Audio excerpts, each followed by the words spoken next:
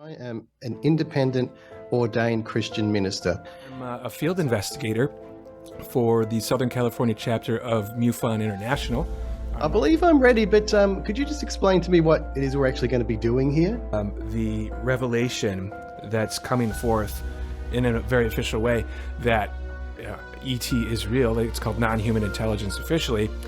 How does that change someone's spiritual or religious beliefs? The following program is presented for general information, education and entertainment purposes only and is not intended to be advice of any kind. The content, views, thoughts and opinions expressed in this program are those of the individuals involved.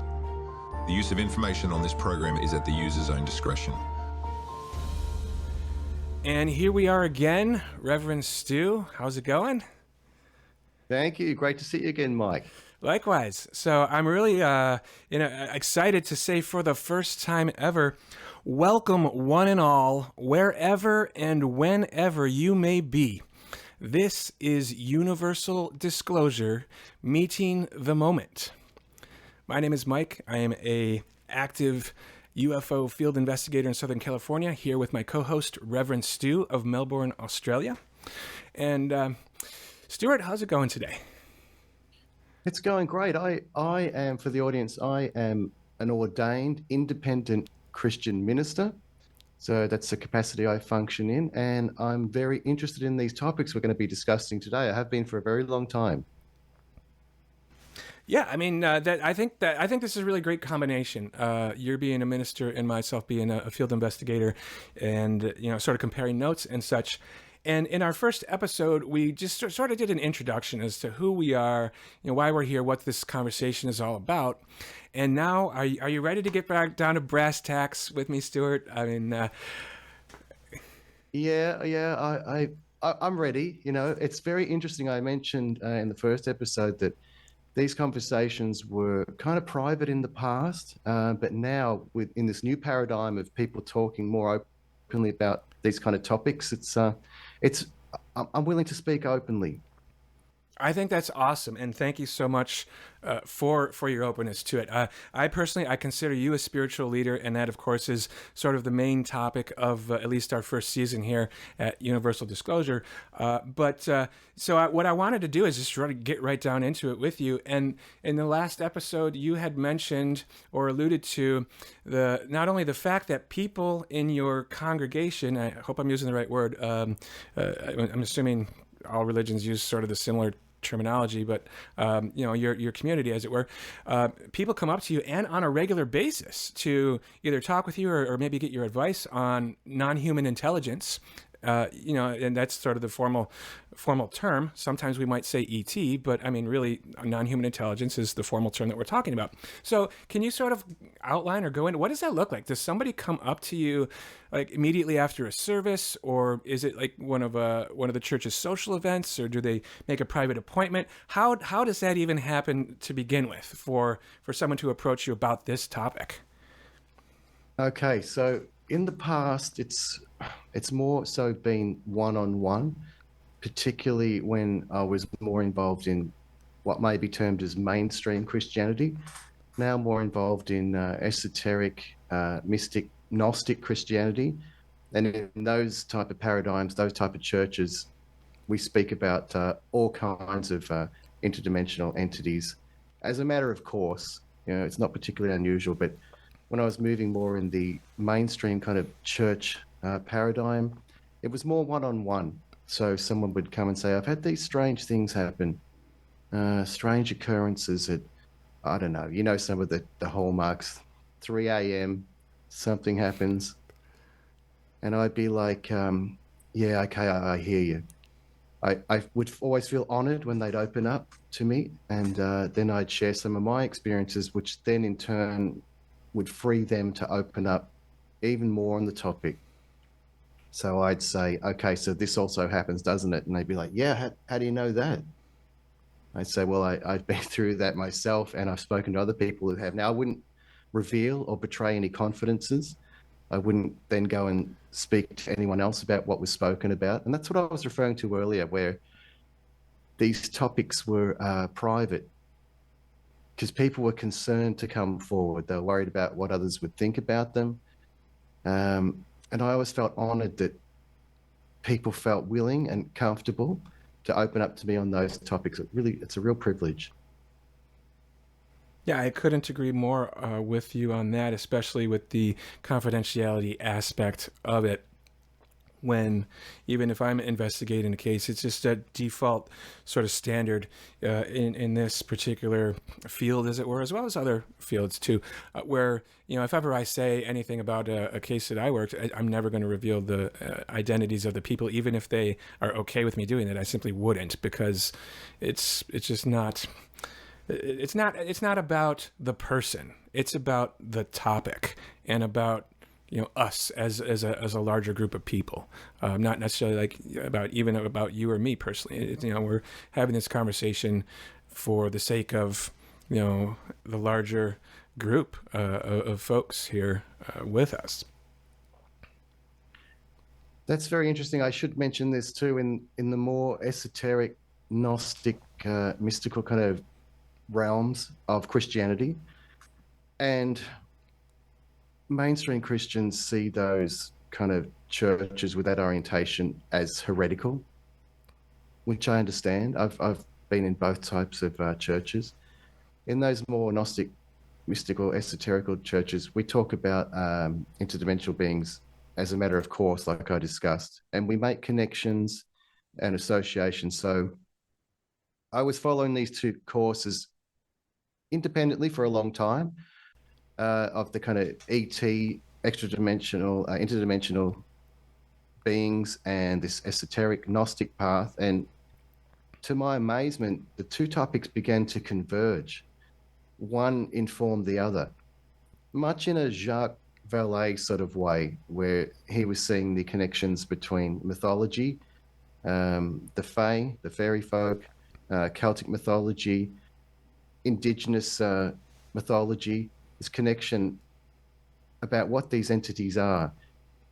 So I found that very interesting. So in those kind of churches, it's very normal, because it was always normal.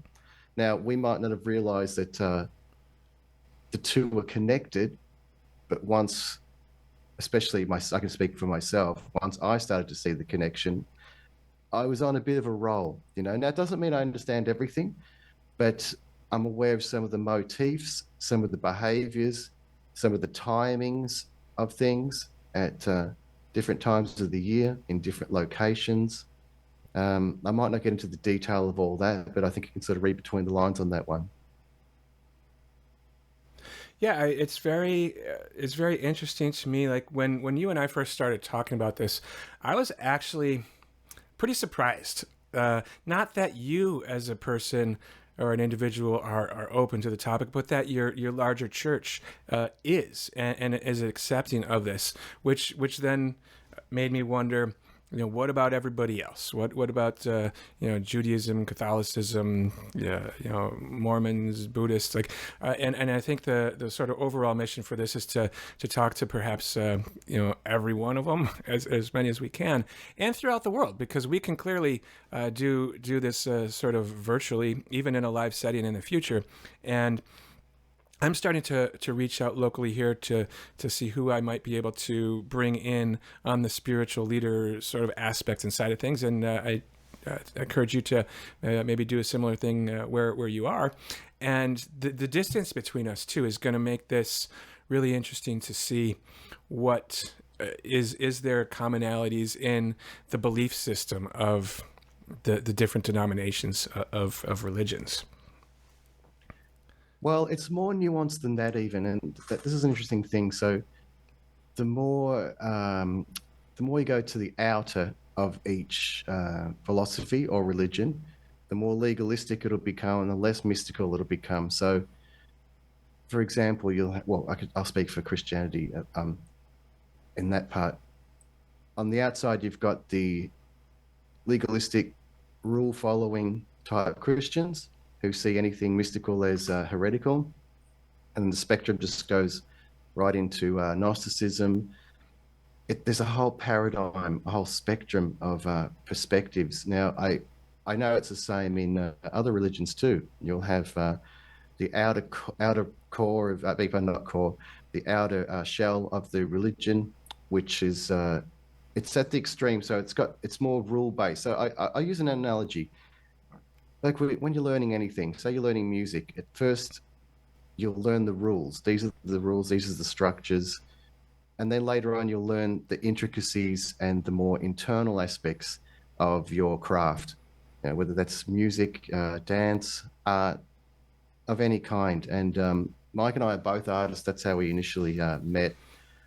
So you might meet someone from one religious paradigm who's like, Mike, it's exactly this. These things are demons. Just stay away from them.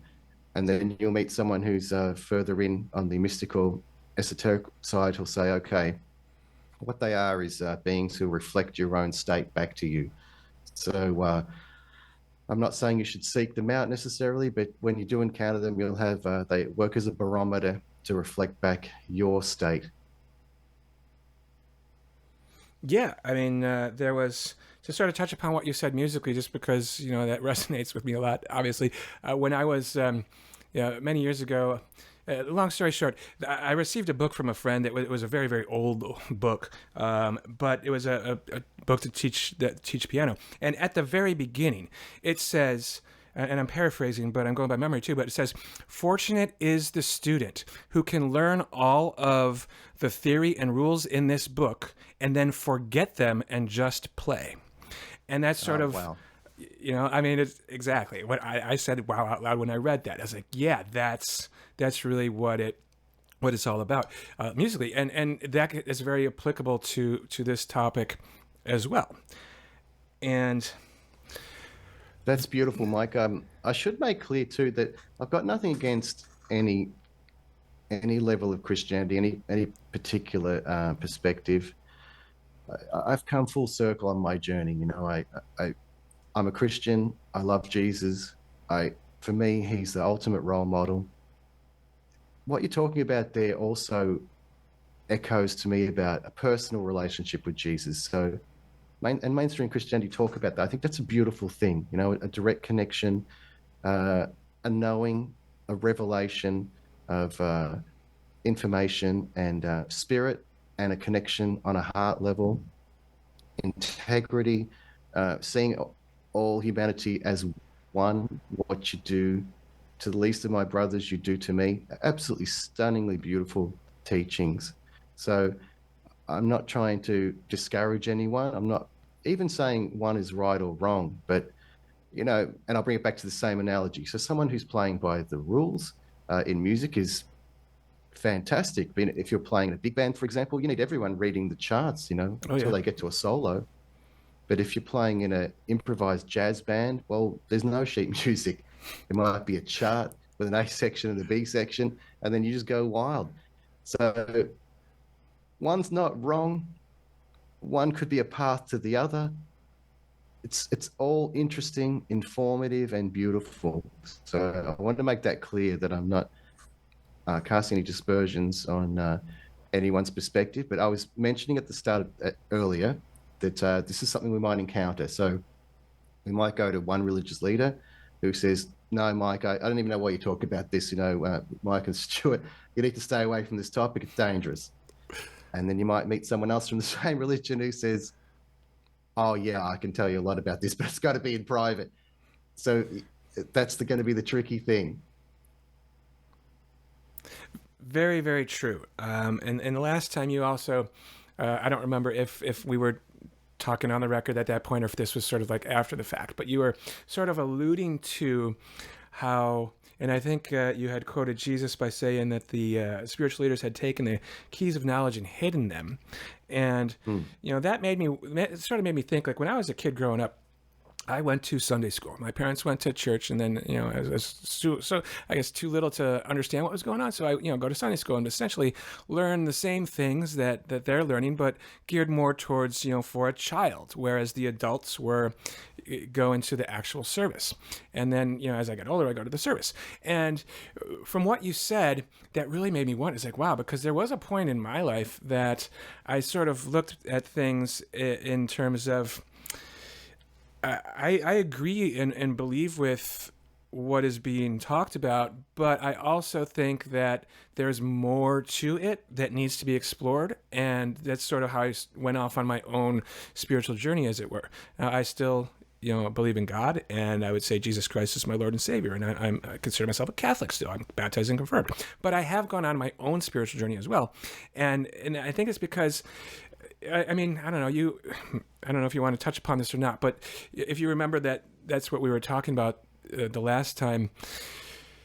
What do you think about that? Well, I know I keep coming back to the artistic journey because it's very much informed my spiritual journey. So I started out because I'm primarily a singer. A very good singer, I I might sang in a add. choir at first, a church choir, and then I started doing solo work. And initially, someone can say, "Hey, you sound just like this other artist." Fantastic. And then if you're coming from an egotistical point of view, you'll think, I'll go down further down that path. I'll sound more like that person. I'll emulate that person more because I'm getting praise for that. But then at some point, someone's going to say to you, what's the Stewart voice? Great, you can do all these impersonations, Elvis, Roy Orbison. What do you sound like? What's your journey?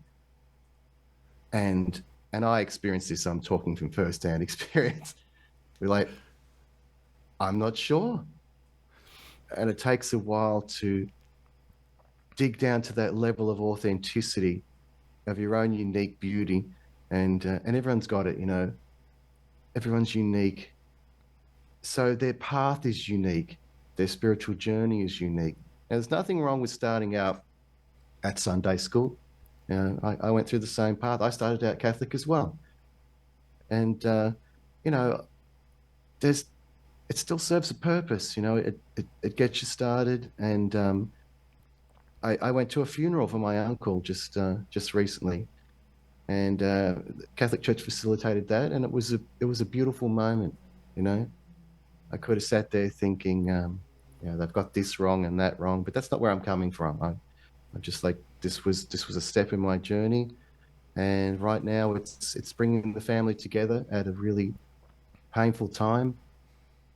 And there was some beautiful singing there. It just was good, and I was grateful. So I try and just be on my own journey. Try not to bring my biases to the present.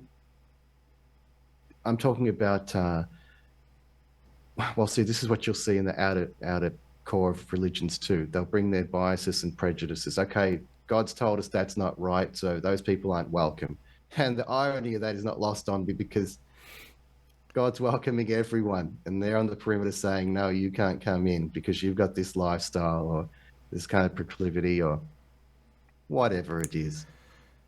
Now, I know, I guess you can hear a bit of judgment in my voice about that right now. Well, I want to try and stay away from it. that is a really good point to sort of put forth out there, right? I mean, from my perspective, anyone who believes in any type of God, something greater than themselves, to go to war in the name of God, or to shun somebody who doesn't necessarily think or believe or act or look like what you think that they should. It's what's the hypocritical, I think is the word for that, right? And it's pretty weird. Yeah. It's a weird thing for sure, and in many cases, it goes against the teachings of the founder. So, I mean, you can wander so far away from the original message. Now, you might say, Stuart, doesn't that go against what you just said? They're on their own path. They can wander off as far as they want. Well, I guess so, in a sense, because it echoes the prodigal son. So in that parable that Jesus spoke about, the prodigal son leaves and has his own experiences, I guess goes off the path, but in a way that's his path. And then later in the story, he's welcomed back home with love and acceptance. There's no judgment, there's no condemnation. The father is overjoyed to have the son home. Okay, so we're in a dualistic reality. So you're going to have, well, what might be termed as good and evil, but this is a complicated subject and it brings up a lot of things. So it creates movement in this reality: left, right, uh, male, female, and this is bordering into Hermetic teachings too, about the spectrums between one extreme and the other, and that kind of movement between warring factions. I think I mentioned this on the other podcasts we shot too. So if they're always there, you know, those yin yang aspects, and when they come to war and come to blows, it creates a real disturbance in this reality. Like the pendulum starts swinging wildly, you know. But when the fighting stops, those energies might still be there, but the pendulum comes to rest a bit. It's hard to talk about some of these topics without becoming metaphorical, but I don't know. I might need a bit of help on that one, Mike. Well, I mean, thank you for reminding me because I did want to bring that up as well. Because in the last little session we did, you talked about the duality. I think you called it, in fact, I don't have my notes in front of me at the moment, but I think you said the duality of knowledge. And I wanted to really sort of take a deeper dive into that with you. And what exactly did you mean by that? What is the duality of knowledge?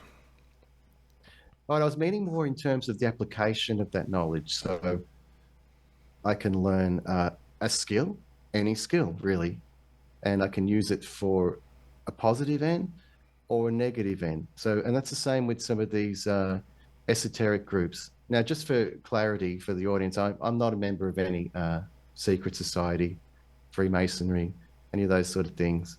I have friends who are, but and I'm not saying it's negative or positive, but I'm simply mentioning that there are esoteric groups. I'm not going to get. I could list them, but I'm not going to now. Who take what might be viewed as a more selfish, left-hand, dark path. So they take the knowledge about this reality, about how to influence people, and use it to benefit only themselves. And then there are people who have the knowledge, such as Jesus or Buddha, who'll come and say, hey, listen, I'd like to impart this knowledge to those who have ears to hear and eyes to see. I'm going to share the knowledge with you and not keep it secret. You're right. What you said earlier, Jesus said that the priestly caste had taken the keys of knowledge and hidden them.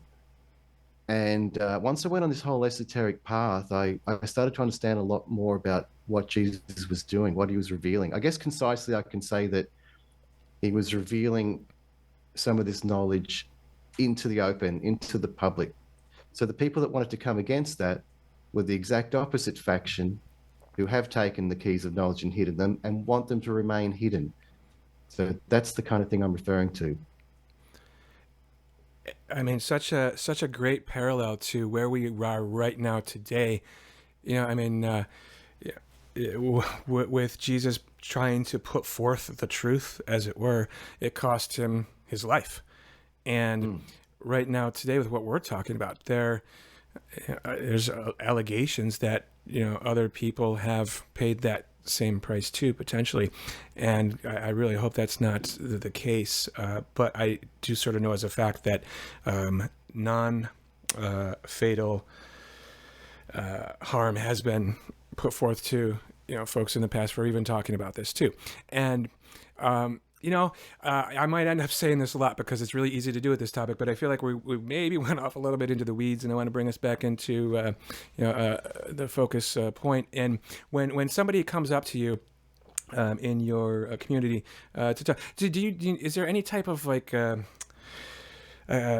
pattern? Like if it happen, like if somebody comes up to you and then you talk to them about this topic, do you find that within a week or two there's more? Like, is there a pattern, I guess, to it, or do they maybe tell somebody else, like, yeah, you can talk to Stuart about this too? How does that work? And can you sort of, on average, like in a given month or year, how many times are you talking with people in your community about this topic?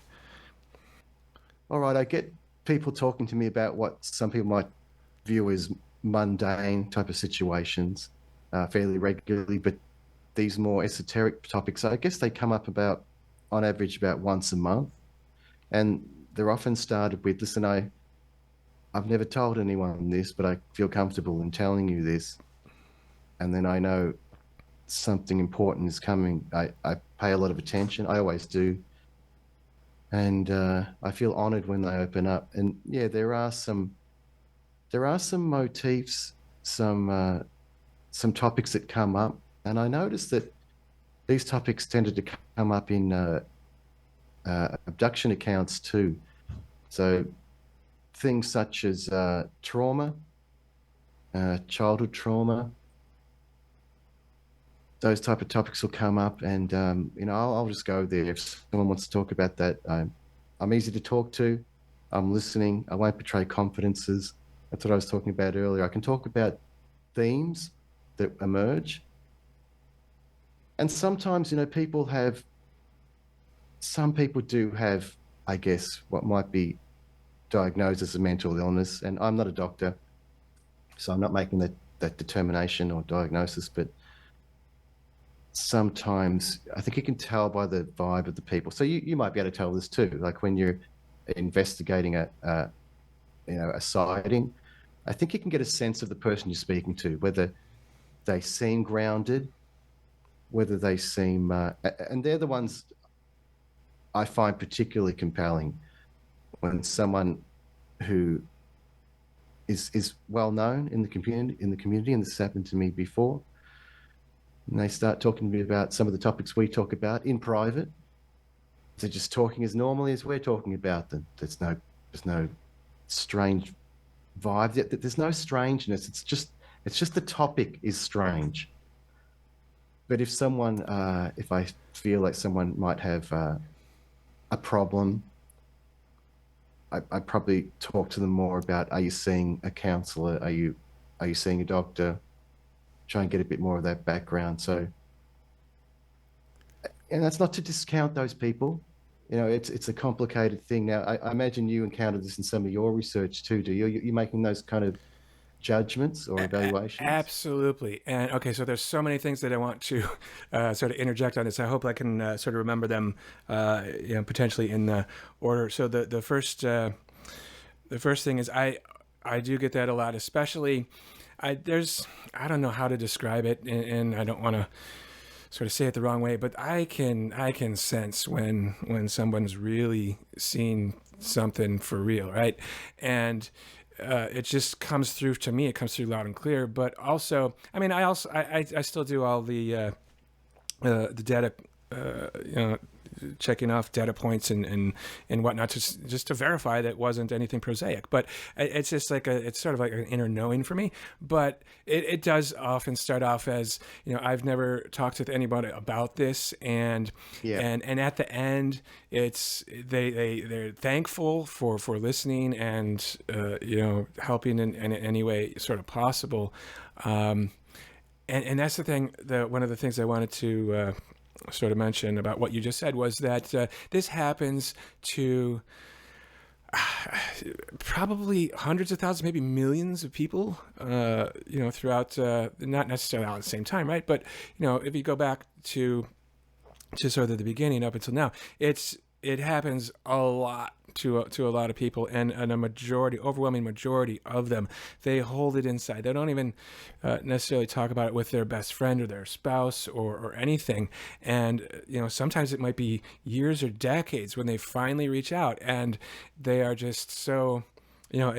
When you talk to somebody who's been holding something in for such a darn long time, oh my God, that is an honorable experience in and of itself, to be a part of that. And even if it's just to be on the other side listening.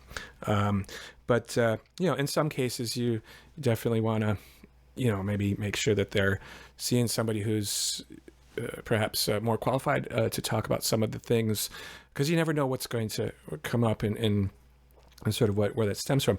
But the other point that I wanted to make about what you were talking about is, you said is it a weird topic? And yes, it is a weird topic, but why? Why is this a weird topic? It's a weird topic because we've been programmed to believe that it is weird. As growing up, I'm not going to say specifics, but I had an imaginary friend, just like everybody else probably did, right?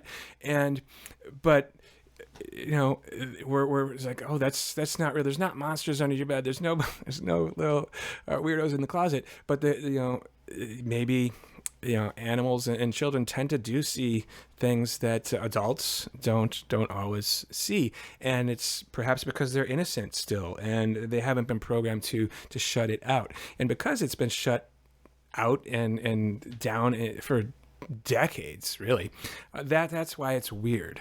And that's the beauty of what's going on right now in the world. And I think you said last time it was like a macro consciousness that's really sort of exploding. Maybe even go so far as to say there's a tectonic shift in Earth's psyche itself, where this is now becoming more than ever it's okay to talk about. And I think, okay, so on that same note, have you noticed, let's say, I don't remember exactly how long you've been a minister, but has there been an increase in people reaching out to you within the past like 2-3 years versus, I don't know, 5 or 4 more years? That would be interesting. What's that like? Not particularly. And I found this really interesting. So, and this is why I like the idea of where you're heading with this show. Now, there are some groups, because I've spoken to other ministers about this topic, and a couple of them just shut down.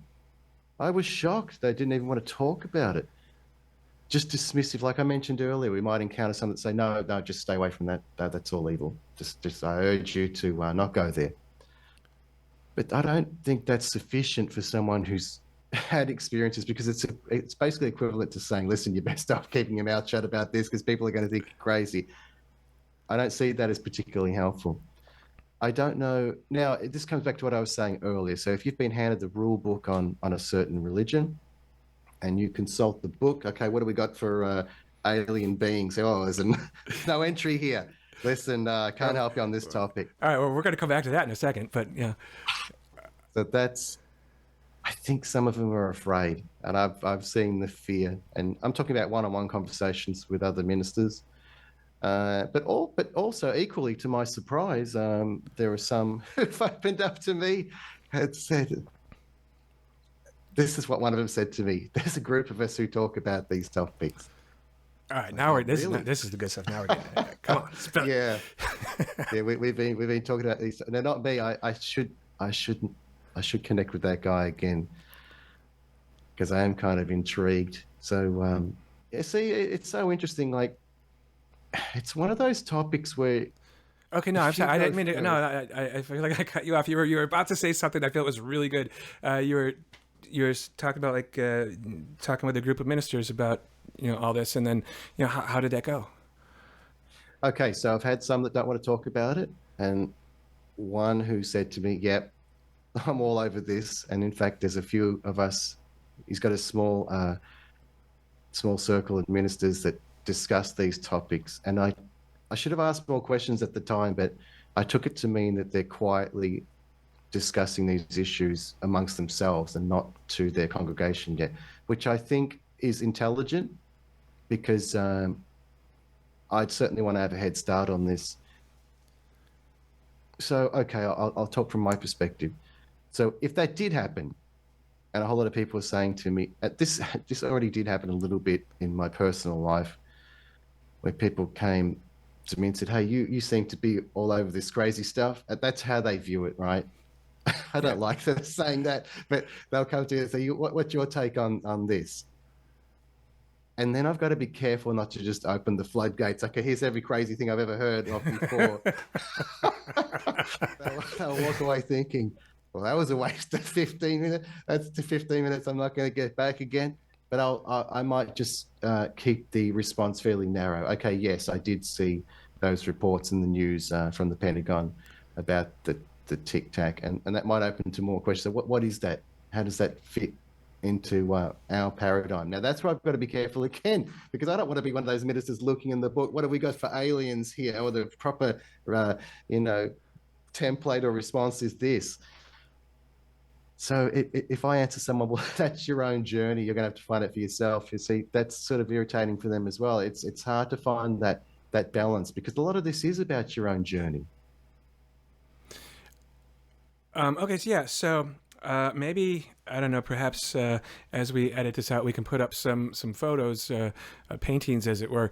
Because when you say, flip through the book and there, there's nothing there, well, I disagree. I think that there is something there in the book, being the Bible, of course. I mean, I don't know if that's the book that you were referring to, right? But there's lots of talk about that. I mean, and I don't want to like recreate, any other series that are out there or whatever the case may be, but maybe to toss up a couple of images of master artists who are painting what are, in my opinion, undeniably what we would call the quintessential flying saucer, as it were, or UFOs, or either directly or indirectly.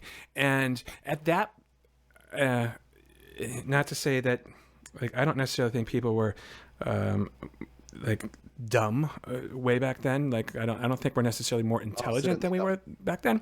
But I don't think that they had a word for it either. But yet they're depicting it, right? And that's sort of, this goes back to the beginning. And then, what in the world are these things, right? Right. Well, I should clarify on book. I wasn't referring to any religious text. I was talking about the how-to book, how to be a minister. Oh, okay. All right. I got you. Yeah, I was meaning the template in line with the. Oh, that's very interesting. So what you're saying, and this is a legitimate question. So in your book of, I guess, a training book, right? Because everything would sort of have that. You don't at this point in time have a section on UAP or non-human intelligence then. No, I mean, like, there might be a literal book. So you might go to a Bible college where you're taught, okay, so here's the apologetics. Apologetics is a whole field. If someone says this, this is the response that's going to work. Our theologians and PhDs have come up with this response. This is how some of them view it. And this is more to do with the whole thing I was talking about earlier, at the outer realm. So you can have a standardized response for someone, just like if you're working in the corporate world. But that's not really going to fly with this topic. And that's the kind of thing I was talking about, But if you've been on your own journey, had your own experiences, as I have, if someone comes to me speaking about these topics, I can connect on both levels. I can say, well, I've heard this, I'm aware of this other concept. And in addition to that, these are my own experiences and they might correlate with what you're experiencing. So I'm not just going to take a formularized approach. That's what I was meaning. Okay. That I appreciate that clarification. But that makes me wonder, though, also, and then perhaps maybe it is a thing already, but what am I trying to say here? I think the brass, I guess, of the various denominations should potentially start, if they don't already have like a little bit of a manual. But even with that, though, there's things that I had to go through to sort of become certified to do what I do. But again, it's sort of going back to like that music thing. You gotta know it all and then dismiss it, because every time you're talking to somebody, it's completely different, even though there might be commonalities or factors to look for. We call hallmarks. Everything is so, like, I'll start out even with this, like, on one hand, when we talk to people, when we have our first official, I mean, you're our first official guest, as it were, but when we go outside of us, right, to have our first official guest, which perhaps as soon as next episode we will, we'll put forth some questions just so they have an idea of what's coming their way. But once those questions start becoming answered, then that's going to lead to other, in the spur of the moment, questions, which are perhaps going to be even more profound than the ones we think of in advance. So it sort of sounds like what you're saying, like when somebody approaches you about this topic, no matter, there isn't like, you can't, even if there was a book and you went to, it's not going to necessarily fit. Like, this is the answer to this. Like, okay, well, not necessarily. There's so many different gray areas to all of this that it's, Yeah, I absolutely agree. So I can provide a stock standard answer, and someone will walk away dissatisfied, like they haven't even been heard. Like they might feel like, Stuart, you didn't even listen to what I was talking in order to give me that response. Now, that's problematic in my mind. I wanted to touch on something that you had raised with me too, which is the Catholic Church have made some official statements relating to this issue, which I find absolutely intriguing because I'm not aware of too many official statements from some of the mega churches, some of the really big, I won't mention their names, I think the viewers know. I haven't heard any official statements from them, but I find it fascinating. The Catholic, can you just remind me what some of those announcements were from the Catholic Church, please? Sure. Now, these are legitimate headlines that I have become aware of, and there's only I don't want to put words in anybody's mouth, right? But these are the, and then they're actually probably in the beginning of the visual aspect of this show as well. One of the astronomers said that it was okay to believe in aliens, and Pope Francis said if aliens asked to be baptized, he would baptize aliens. And what a wonderful thing! What a wonderful, welcoming, loving thing. Because truly, again, in whatever God you believe in, God is the creator of all things, and why not accept, like, if these are aliens, we don't know if they're from another planet, another star system, another time, another dimension. We really don't know, and some of that might sound wild to some people, especially if they're really just getting into this topic for their first time. But the reality is, those are some of, at least, the theories of what these are, where they come from, and on one hand, it absolutely sort of matters, but on the other hand, it doesn't. With what we're talking about right now, they are all, whatever they are, it is all part of the same thing. And God, being the creator of literally everything, would have also then created these other things that we are. Some people are afraid of, some people are welcoming, and here we are just having a simple conversation of. But I mean, I don't know. Does that answer your question? It does, thank you. And I appreciate that, even just that as an expression of acceptance. I know it sounds bizarre about baptizing aliens, but just an expression of acceptance. Now, my wish and hope is that we could get on together as a civilization, as a worldwide community on that level. Like, if we could function with that level of acceptance, I think we'd be doing amazingly well as a planet. Sorry, I didn't mean to cut you off. Sort of on the same topic, though, and I don't. I have heard of various folks who have either direct contact with or channeling, I guess, which I don't. It's a whole other topic that I don't really know what I think about that aspect. But the point that I'm trying to make on all this is, from the ET side of things, I have heard numerous times the phrase, the one masterful creator. And to me, that is essentially, whether non-human intelligence, aliens, referencing God. I personally say itself, because I don't necessarily see God as a big old white guy with a beard floating in the sky. I mean, that's how we can perceive that, so we can sort of take it in and understand it. But I think God is an energy, and that energy is within everything that is physical and everything that is non-physical. It's just all around us. But I don't know, just seemed appropriate to throw that one in there. I like that very much. James Gilliland says that if you're worshipping a bearded sky god in a throne, you're worshipping the Anunnaki. So that's a whole interesting topic about ancient aliens, which I'm sure it'll come up somewhere in the show, in the various people we interview. So there's definitely some confusion about who and what God is. And I like your perspective about taking the gender out of God, because I don't see God as he or she. It's basically Father, Mother God to me. the isness. I like that. The all. It's a difficult thing to grasp, and I don't know if we fully can. Yeah, I guess it is probably, it's going to be maybe come across the wrong way. I don't mean it that way at all. But maybe all that is, I don't know. That sounds kind of corny too. But I mean, I think you know what I'm saying. But I don't want to intentionally sound offensive to anyone.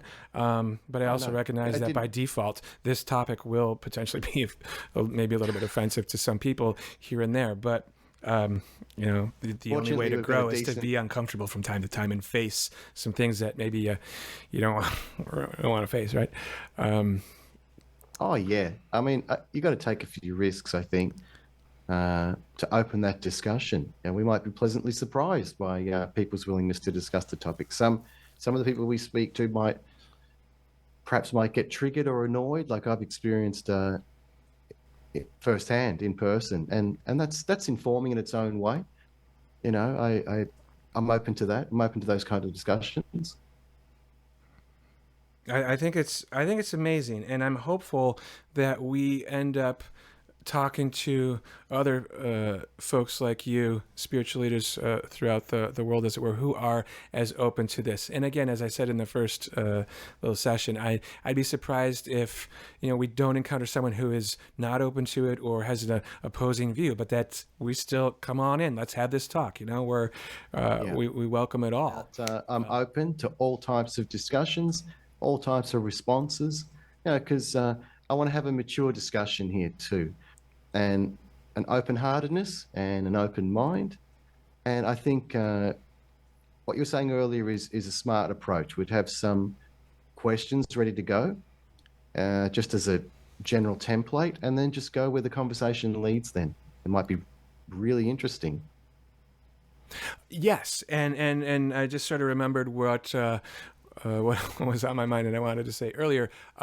So I think there might be a perceived fear that in any religious aspect, the acknowledgement of this topic could then lead to the people questioning it or the demise of that particular religion. And I don't think that would be the case. I really do think that all religions out there have room in their belief system to incorporate this without really much change in the overall, without much change in the whole belief, as it were. It's just like it's a new element, but nothing really else changes. Because one of the things that I don't remember where I mentioned this before, but if, like, let's say, the capital D formal disclosure happens, tomorrow, right? And then now what? Well, everything changes, but nothing changes. You still have to wake up and go to work and pay your bills and raise your kids, be a good member of the community and do all that stuff. But we're not the only smart people in the universe. So everything and nothing changes simultaneously. So I don't think this is going to be the detriment to religion or financial markets or society or anything that some people are maybe fearful of. Perhaps going back many decades, I think it was a legitimate concern. I don't blame anyone. And I also think, I don't know where I'm going on. Here we go off in the weeds. But I think amnesty is also a main thing that's probably going to come forth too. Is as long as somebody hasn't fatally or physically harmed someone, just we are where we are. Let's just proceed. No, I think I hear you. I know where you're going. Yeah, well, see, I think some of these institutions don't know how to deal with this, and the military-industrial complex might even fall into that category, where they're potentially like, well, kind of understand what's happening, but not really, so we'd rather not make a comment on it. Yeah, I think potentially mostly because the military's job is to keep safe the people that it protects. And what we now know undisputably is these craft, if they so desired. They outmaneuver us. There's no way that we could defend against them. But in the same regards, I don't see them as a threat in that aspect. The threat element comes from, we're whizzing around in the sky and so are they. Hopefully we don't have an accident, kind of thing, right? But I don't think that there's a military threat per se. But then again, a military person is by design made to think of everything sort of as a threat. There's a reality threat. There's an existential threat in terms of what and who we think we are. So it's like a dark night of the soul upon us. And, there's a resistance to that. Understandable, yeah. But I also do, I can see it, I can feel it. We're in a time now where all of that's sort of changed. There's been enough churn through the course of natural life, where I think other folks are coming in who are in positions to say, you know what, this isn't right. We can't sort of not talk about this anymore. And we're kind of coming up here at I guess we can call it the top of the hour, as it were, because we're about an hour per session here. Time for the weather report. Yeah, right. We need a space weather. The perfect transition actually into, I think, a good bridge of this. I guess it's a show. I feel weird to call it a show because I'm not here to entertain anybody, but I guess it is what it is. But I think a nice bridge from where we are now into where we're headed is to potentially talk to some folks of the highest credibility and maybe go over briefly what sort of went down and then also do a deep dive into, again, keeping on topic, the spiritual aspect of how did this specific event change them on a spiritual level. Like, what were they like before versus after? And I think we might have our first guest, Stuart. I'm still working it out, but it sounds like our first guest is going to be Mr. Kevin Day. He was the chief radar operator aboard the USS Princeton that was working in tandem with the USS Nimitz. Everybody sort of knows that as the Tic Tac, and he had been tracking those objects for multiple days. And I say objects plural. People might think there was only one. There was a lot of them. Wow. But nonetheless, I've reaching out to him, and he seems pretty open to talking about it. So I think it would be great to bring him on and talk, and then also focus on the spirituality aspect of what's that like. Oh, that's fantastic. Really looking forward to this. Yeah, I'm absolutely fascinated by that. When we have these other guests on, now I don't want to pry too deeply into their spirituality if they're not open to it. I'm certainly happy to hear about their accounts and what they've experienced, but I would be fascinated to know how it's affected them, how they were before the experience, how they feel post the experience, how people have responded to their recounting of the story, the people being open to it, family members, their spiritual community, how they responded to it. I'm going to find all that kind of exploration absolutely fascinating. And thank you for taking me on this journey, Mike. It's an absolute privilege. It is my honor, Stuart. I mean, you and I consider you a close friend, even though we haven't met in person yet. And I think we will, at some point, we'll do that. But I couldn't think of no one else better to ask on this journey with me than you, quite frankly. So I appreciate that. Thank you. Absolutely wonderful. Join us next time with our first guest, Mr. Kevin Day.